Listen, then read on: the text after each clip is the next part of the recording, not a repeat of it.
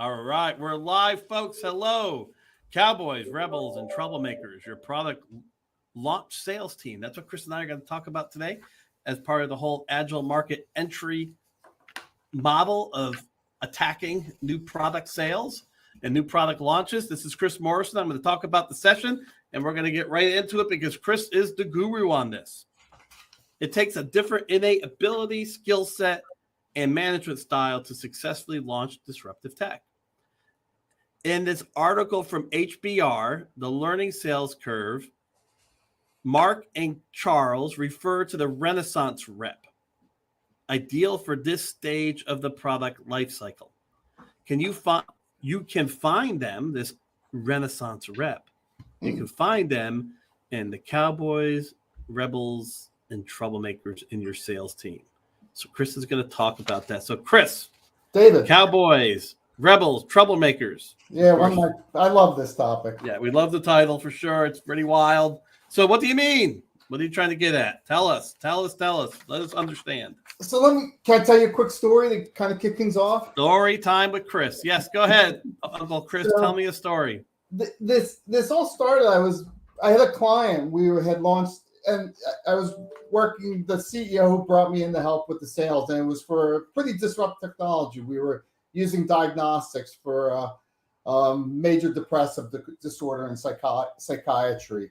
And we had been selling for probably 6 months, and I was getting together with our meeting, and landed my flight. We met in the hotel lobby. We're having a cocktail, and she poses this question to me that had never really dawned on me. She goes, "Chris, we just hired these couple of reps. We just hired Cindy and Gigi, and you and I, when we were selling this product, we were doing well. We've done really well, but we hired on these two new women that are really, really struggling. What's different? What's different about what you and I did and what they're doing?" And that's the first time I'd ever really thought about this, Dave. And that's got me actually on this journey to start. Actually, that was the impetus, not just for figuring out the Cowboys, Rebels, and Troublemakers thoughts that I have, but It also was the impetus for the whole agile market entry framework and set me on the path trying to figure out what's different at this stage. But that's, that's what set me on this journey. And it was that thing about what's different between what Lana and I were doing and the struggles that Gigi and Cindy were doing. And that, that's kind of, that brought us to where we are here today in this discussion. Excellent. Very interesting. So the discussion today, you've dug into it, you sniffed around, you studied, you researched, you tested. Yep. All right. Tell me about what these Cowboys, Rebels, and Troublemakers. What about it? What'd you find as you started digging in? So based on Troy, first I started looking at myself, and then I started seeing this everywhere. But the one thing that set what I kind of came to the conclusion that set me and Lana from Cindy and Gigi, and then in general, what sets apart this quote unquote Renaissance rep from your growth stage sales rep or your traditional sales reps is this. It's what I started talking about is right brain, left brain. You and I have talked about this a little bit. The right brain, left brain isn't the right terminology. Today they talk about convergent and divergent thinkers. And just kind of digress into that, the convergent thinker is your logical, methodical, more linear thinker, prototypical. When you think about it, you think about an engineer. They also get but also great for a salesperson following a process. You talk about this all the time. The best salespeople, when you have a stable product, they follow process, procedure, and they execute on it. That's exactly like engines, and then they make simple changes and adjustments as they go through their process. Yep, exactly. Right, so these highly productive salespeople tend to be, they tend to be much skewed to the divergent. So throw a bigger wrench into that system, and what happens? So the other thing is, the wrench kind of is that those people that are ideal for that, for your growth stage sales, they don't really fit into this early stage of the sales process for disruptive products where you really don't have a methodical machine to operate at that point in time. You and I have talked about this many times before, where you're actually discovering the repeatable sales process that you then execute once you get to scale. Well, the people that discover, they need some of this divergent thinking, this broad, we think about artists, this free thinking, this more strategic thinking, this vision. What could be? Why is it this way? How could it be that way? Where else could I stick this? Yep. Maybe this is wrong. Someone who likes to see something broken in everything they look at sometimes. And that's where you get to the Cowboys, Rebels, and Troublemakers, right? Mm-hmm. It's this curiosity for me, and then I've seen this in other people. It's just this curiosity that when things get routine, they got to kind of tinker with it, like you talked about, or they got to change it because they have this very creative or divergent side that needs to get expressed. So I see it happening in a lot of sales teams that they get, they get referred to as rebels and troublemakers, but it's just this personality type. The other thing that I find interesting about that, they tend to be pretty high performers because they do, where I found myself and what I find to the people that are really good at this early stage is they have a good mix of both. They're divergent and convergent thinkers. So they can execute and they can get the job done, but then they have this really creative side that has to get expressed. And that's where the rebel and the troublemaker piece comes from, is they're always trying to do different things and try different things, or, they might be trying different messages. They might call on the different customer type. They might question the leadership's decisions. That type of thing, which that's how they end up getting labeled as Cowboys, Rebels, and Troublemakers. Well, the interesting thing is that to really be a good cowboy, a good rebel, and a good troublemakers, you have to really understand that foundational element. So when we get into this idea of special forces, this idea that maybe this group of people are special forces, the best special force people, they understand everything about being an infantry first. They understand all that. Then they become a special forces person. Yes. Yeah. So you have to, so to be effective in selling anywhere, you got to understand the basics of sales and the fundamentals of sales. So it's kind of the foundational stuff. But then there's something, and that's what any good professional salesperson has. But when you get into these, in these early stage where you got to get the right people to help you go through this discovery stage, there's a whole nother set of skills that gets layered on top of it that are more. It gets layered on top of it, and they have to have the interest. Yeah, they have to have the interest, the mindset, and then they have to have the skills by which to do it, right? And then ultimately, they want to continue to be thinking back to, okay, how could this scale? All right, I won this sale. Can this sale scale? How? I won that sale. How can this sale scale? How? What did I learn from that engagement that we can go forth? I have a quasi-divergent sales leader for one of the companies I support, and he found a sales opportunity that he went after, and then we were able to take that and then incorporate it as a new product. Yep. Based on this, and then use his sales process to try to go after it. Yep. We haven't replicated it yet, but we do get a number of solid leads and interest in that because of what he did and what we put together as a sales process for it. And that kind of takes it just from the creative type to the piece where you can go drive down to the base level and execute and close a deal, but then also at the same time go up to the strategic level and look at the long-term picture, or in this case that you're talking about, how do I take that one-off incident and turn it into a process that can be repeated across the other people in the company? Or it can't, or maybe it can't. Or maybe it can't. That's part of the. Yeah, we don't want to repeat that because, look at guys, this is just lucky. I got lucky. I found this opportunity. I just don't see any way that this universe size can be repeated. So that's where you're getting into this idea of special forces. So we talk about the idea of infantry. You talk about that. Then you talk about this idea of special forces. Get into that a little bit. So, the thing about, and I think that's a great analogy. So, your professional sales professional, I think of them as kind of the regular forces where you give them the tools, you give them the the plan, and their job is to execute over and over again. A special forces, and if you look at the military, you put them into uncertain situations. You know what the outcome you want to drive, but you really don't.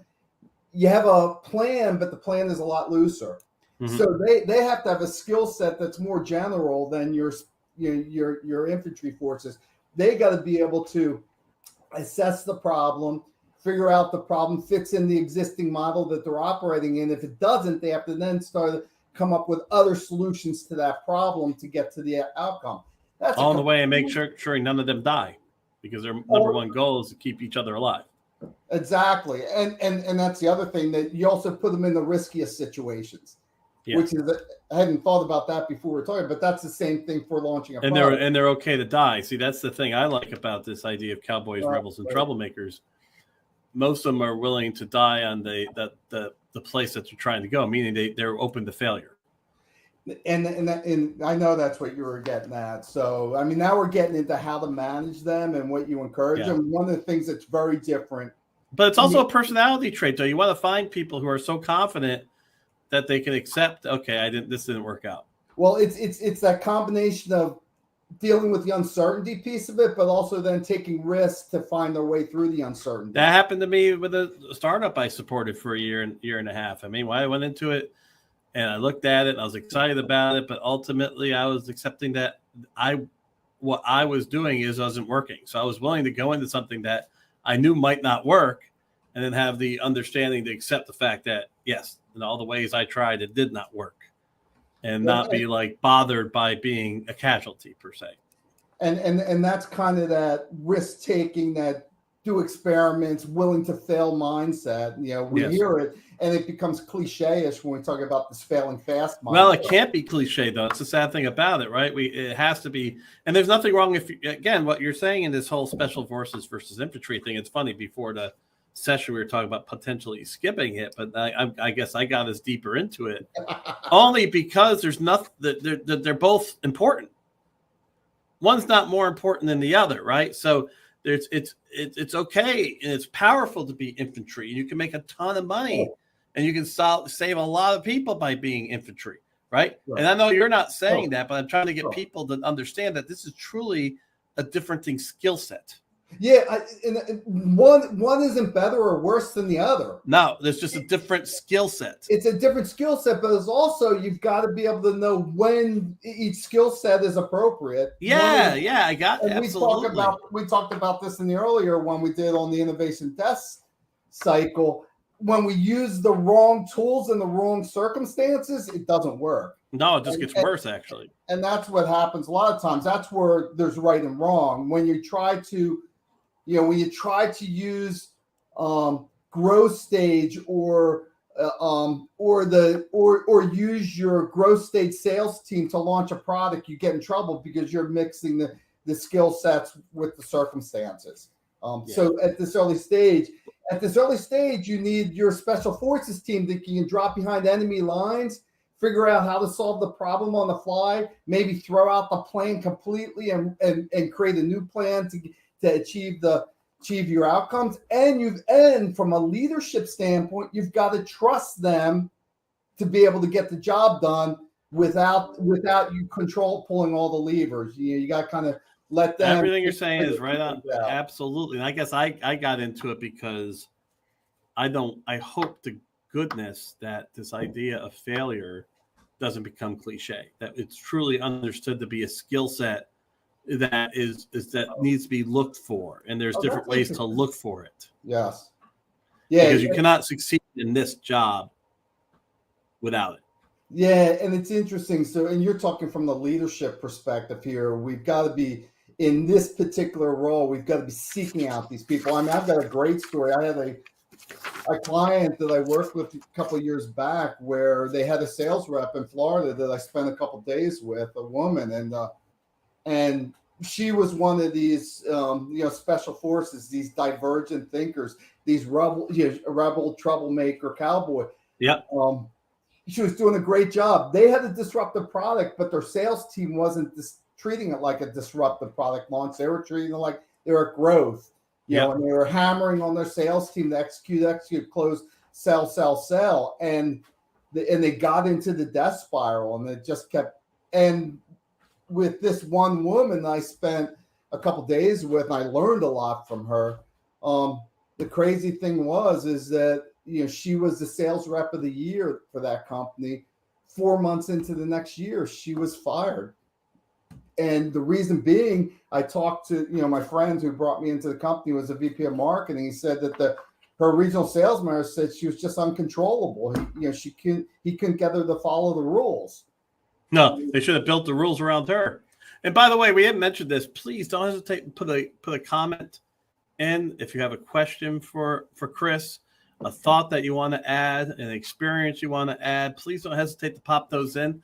We'd love to see those come into the session. So, yes, I think they should have built the process based on what she was doing, not kick her out because she wasn't fit in the process. This is what you're talking about. And she was producing results. They fired her even though she was a high performer from a revenue standpoint. But that's amazing, isn't it? It to me it is. But yes and no. Yes, no. If you think about it from the mindset of traditional sales, where it tends to be more top down, authoritarian. We set the plan. You need to execute the the plan. You have someone that's going off reservation all the time, or doing their own thing and not paying any attention to that. That may not be a good thing in a well-running machine that can cause all sorts of issues. But for a disruptive product like they're working, no, that's exactly what they wanted to encourage. They wanted her to try things. They wanted her to test things. They wanted her to figure out, fail some, but but then capitalize on the things that she was doing well. They actually needed to encourage more people to do that for them to get to the repeatable process. What they should have been done was, as you said, was picking her brain, pulling things out of her, disseminating it across some of the other sales reps, and seeing if what she was doing was working, would work across the other reps. And now they were moving towards repeatability, but they did just the opposite. They took everything that she was learning and that what she was doing well and threw it out. It's kind of the old baby with the bathwater thing, right? Yeah. It's funny this is our third session, I believe, and as I start thinking through it, this in and of itself becomes a process, because you can use this team to just test out different things. Oh, I was just hey, we're going to test this thing out next. Okay. Yep. Let's get it to a certain point. What's our assumption here based on what we learned? Yep. All right, that failed. Okay, let's test this new thing. Go at it, team. Here's a high level specs. See what happens. Okay, can we find some repeatability? All right, maybe we can put this in. Keep going, Chris. Yeah. So this is it. If you nurture this team and build this, first of all, if you pick the right team and you nurture this in a team, you don't even have to tell them what to test. They'll tell you what next to test. They'll find those next opportunities, because that's what they'll naturally do, especially if you create an environment where they do it. I told you about the woman in Florida. It's happened to me twice in my career where this is the type of person I would always, it was funny. I would get hired in startups, and I get hired by a visionary, hands-off type of leadership, and they come in and I do a job and I do it well. And then they would start hiring middle manager stuff who had top-down mentality. And you didn't fit. Oh, no. Not only did I not fit, I pissed those people off, because I'm driven to go off, to be doing these new things and test these things. That's why I ended up where I am in my career. Early in my career, I didn't recognize about myself. So, I ruffled feathers. But, at the end of the day, I didn't belong in those companies. Working for that boss anyway, it would have never lasted. But so instead of saying it needs to have a different sales rep, as we go into these type of people a little bit more depth, it's really, you just need a different skilled person that can become this potential Renaissance rep. Well, I think so. Part of it, or is it a salesperson with different skills to be the Renaissance rep? Fundamentally, I think some of these things are innate. When we get down to this divergent, convergent thinking, I think, some people are linear, logical. That's why they go in engineering. That's why they become mathematicians. And some people are more on the artistic, free thinking side. That's why they become philosophers and artists. And so I think there's an innate, certainly there's an innate piece to this. Now, I think in every sales force that I've been in, you can find these people, but you got to be looking for them, and you got to be encouraging them, and you got to know what to look for. But the other thing, I don't think, I kind of think of it as a bit schizophrenic, Dave. We're kind of split down the middle. You're divergent and convergent all at the same time. Well, let's get into this. So now we're going to get into, so these are your Cowboys, Rebels, and Troublemakers. You kind of set the stage associated with it. You told us, you give us an analogy of how they can look at, how you can look at it from a military perspective. All right, now you're starting to talk more about how you can find them. So these are your Cowboys, Rebels, and Troublemakers. Let's get into that. Yep, it is, and that's a good way to describe, at least to visualize it, or to conceptualize it. Every time I share this idea with people in an individual, it's, I know those type of sales reps, and they'll start describing that person in their company. Yeah, the thing I want to get to though is also there are some skills there that you have. So if you're in a company right now and you want to do some disruptive product launch, all right, what are you looking for in the sales team to build that team or group of people who would do that disruption?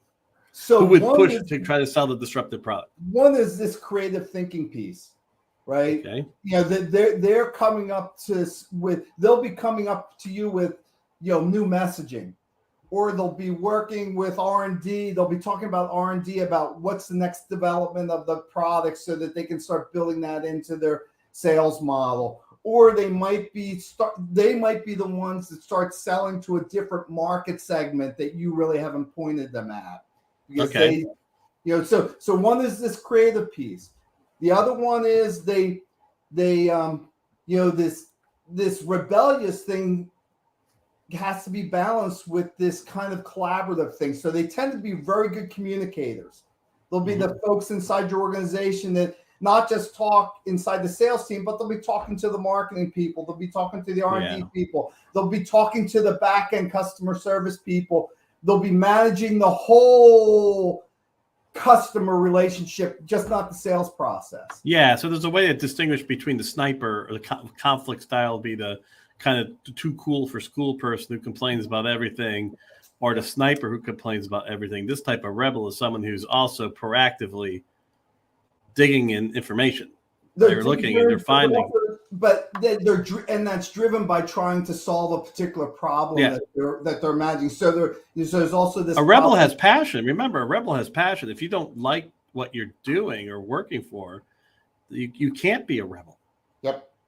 So there's a passion there, and they're just passionately looking at other ways for whatever reason. The other thing in within that passion, and one of the things I've seen is that they'll be passionate supporters of the customer, almost to the point where they support the customer. All right, so now you have so you have this. Hey, there's a first thing would be a rep that kind of sells the newest products. The rep that finds new product, that finds new markets to go into. That's the one. Number two is now, the rep that's fiercely customer oriented, and is going around finding any way that they can service their customer better. Yep. Okay, so you have that. Is there any other, thing that you can point to as I'm sniffing around my sales organization? So one of the things is they'll be as independent and as rebellious as they are. They'll be more collaborative than you think. That's the thing. That's kind of the anomaly. They're always looking to, they'll be sharing their ideas with other similar type reps. So they're trying to push on the edges a little bit.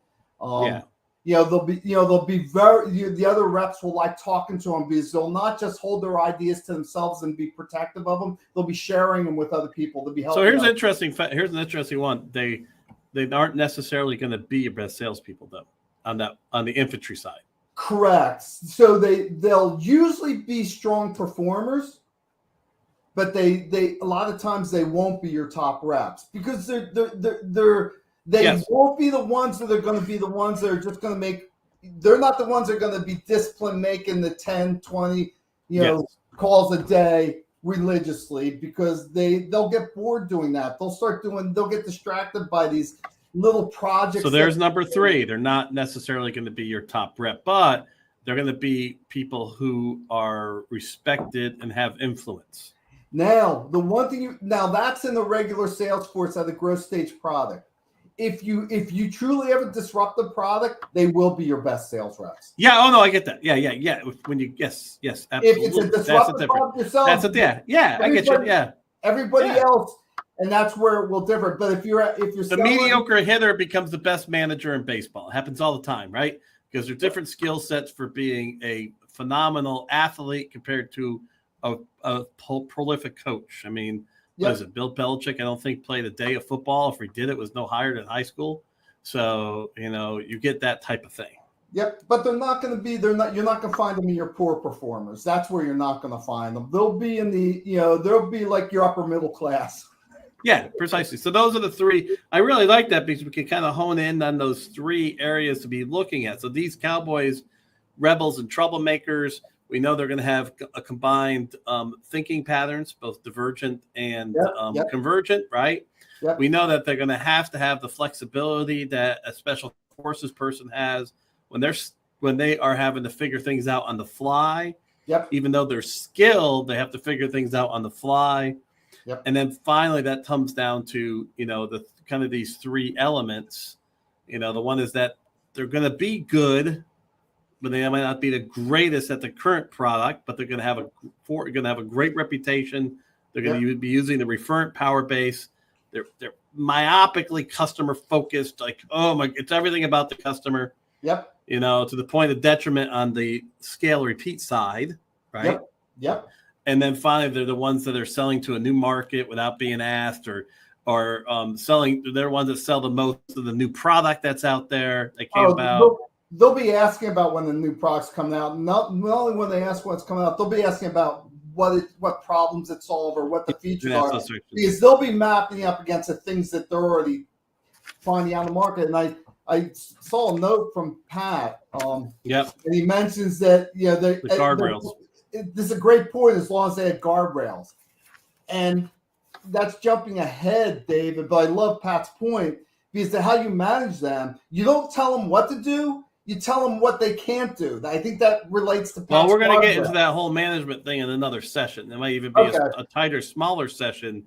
But, what I like about this is that you're saying there's a different type of professional that needs to be the rock by which your agile market entry program is executed upon.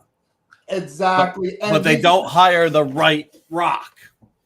Well, not only do they hire, so in one case, they might not hire the right rock, right? If they're really looking to have a launch team, they might not hire, or they're in a startup and they're bringing on their first sales reps in the startup. You need these people. If you're doing a disruptive startup, you have to have these people or you're gonna fail. It's actually where the founder startup myth comes from. That all startup companies, the founder should be your first salesperson. That's kind of like the most craziest thing I've ever heard. Because you want to talk about a tough learning curve. The sales learning curve is a huge learning curve. No. Oh yeah, the founder at the great company I was at, that I went through the process of trying to sell a disruptive product and realized that I didn't have the skills to take the next maturation of the company. Yeah, he never sell. He would never sell. But my gosh, he was the founder. He knew the product inside and out, but he wasn't a salesperson. But the whole myth around that, where that person should be your salesperson, but it's based on I guarantee it's based on is putting the wrong salespeople in this role, not having your rebels, troublemakers and Cowboys. Exactly. That's where this boils down to. Yeah, this boils down to. So that's one point. There was another point I was going to make. Oh, well, I lost it. I always do this, but hiring is so important. The hiring concept is becoming so important across a lot of professions. So if you're looking at using agile market entry framework, if you're looking at launching disruptive products, especially at the startup level, you have to reevaluate your sales hiring process. Absolutely. To realize that you're doing it. And the vast majority of companies are doing it wrong, and most likely if they're doing it right, they got lucky. Yep. And if you think about what you would ask about hiring for a growth sales position versus what we just talked about, that profile is completely different. Completely different. The point I was going to make, David, did come back to me. So if you take a disruptive product and drop it into a sales team, you don't. That's just as dangerous as hiring the wrong person. Because yeah, but we kind of talked about that before, for sure. Yeah, that's where you get the death spiral. That's where most of the death spiral happens. So we talked about the death spiral. Most of that's going to happen. Now we're saying, all right, if you want to start figuring out how to solve the death spiral, here's a hiring mentality that you have to have. And they're cowboy rebels and troublemakers. Then we're going to talk about how to manage them successfully. And this hiring mentality should happen if you have an existing sales force in hiring a small team within your existing sales force that has this skill set and has this. That's number one. You can pick them out. So it's either picking them out, or they're not there. I'll tell you what, the reality is if you're a great scale repeat sales VP, you probably won't have any of those people there. I've seen, in most of them, you have these people sitting in there because they don't know. The thing I found is they don't know this about themselves. They naturally, and this is what happened to me, and that goes back to the beginning of the conversation when Lana posed that question to me. I was just doing this naturally in my career, and I gravitated to where I was because I never stopped to distinguish it or tease it out or understand. Oh, there's a class then, how to become a disruptive sales professional, or finding your hidden skills of being a disruptive product sales professional. That's a whole nother conversation. There you go, man. I love it. All right. Looks like we don't have any more comments. We reached the bottom of the hour here. Mr. Chris, any last comments before we head off? Yeah, no, I just love having this conversation with you and David and you and I. This is always fun. If anybody has, put things in comments. I've had some great things in comments after the fact of people either challenged some of the things I said or added to what I said. And there's some folks that reached out to me. We've had some deeper discussions about these things, even some things within their organization. Feel free to reach out, in comments and let's connect. Love, if there's a specific thing that you want to dive deeper into it on a one-on-one basis. You can also find on my at the profile top of my page, you can actually schedule some time with me at 30 minutes to chat if you would rather do it that way. And believe it or not, he does like to talk about this. I think you all believe that based on what you saw. Have a great one. Thanks, Chris. Thank you, David. Have a great day. Yep. Everybody.